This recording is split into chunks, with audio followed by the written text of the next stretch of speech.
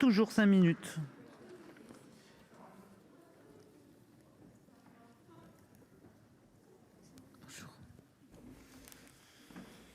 Madame la présidente, madame la ministre, mes chers collègues, il y a 13 ans, presque jour pour jour, le dernier poilu de la Grande Guerre, Lazare Ponticelli, disparaissait, marquant la fin de la première génération de feu.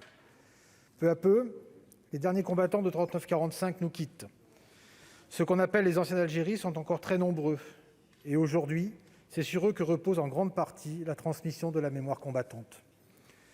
Demain, la 4e génération de feu, composée des soldats en OPEX, sera la seule représentation de l'engagement au service de la France. Aussi, il est important qu'elle se reconnaisse dans les institutions qui la soutiennent. C'est l'objet de la proposition de loi que la commission des affaires sociales a adoptée la semaine dernière, un texte que j'ai cosigné ainsi que plusieurs de mes collègues du groupe RDSE. Mon groupe approuve bien entendu le léger changement de terminologie de l'Office national des anciens combattants et victimes de guerre, tel qu'il est proposé par la commission. Le choix simple de combattant, délesté du qualificatif ancien, nous va très bien, d'autant qu'il préserve l'acronyme, ce qui évitera des complications matérielles. Ainsi, le nouveau nom, Office national des combattants et victimes de guerre, collera mieux à l'évolution du monde combattant.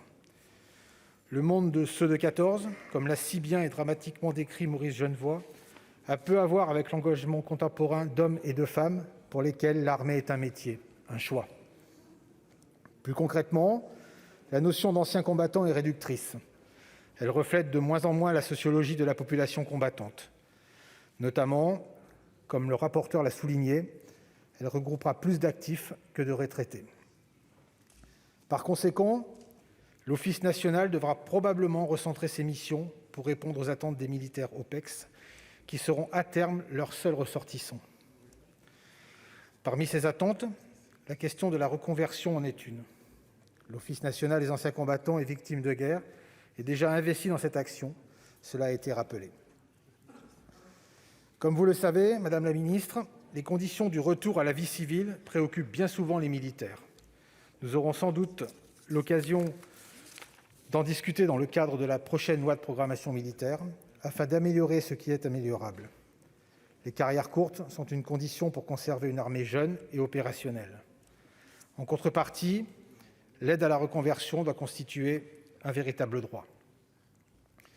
Mes chers collègues, avec la disparition des combattants des grandes guerres et celle d'Algérie, je le répète, c'est également la question de la transmission de la mémoire qui se pose. C'est un problème que nous avions déjà pu soulever lors de l'examen de la proposition de loi relative à l'interdiction de vente des drapeaux des associations d'anciens combattants. Certaines associations représentent l'ensemble des anciens combattants, mais d'autres sont liées au conflit. Je pense en particulier aux associations qui représentent ceux qui ont combattu en Algérie, au Maroc ou en Tunisie. Nous savons que la disparition des membres de ces structures fragilise ces associations, certaines procédant d'ailleurs à des fusions pour pouvoir perdurer.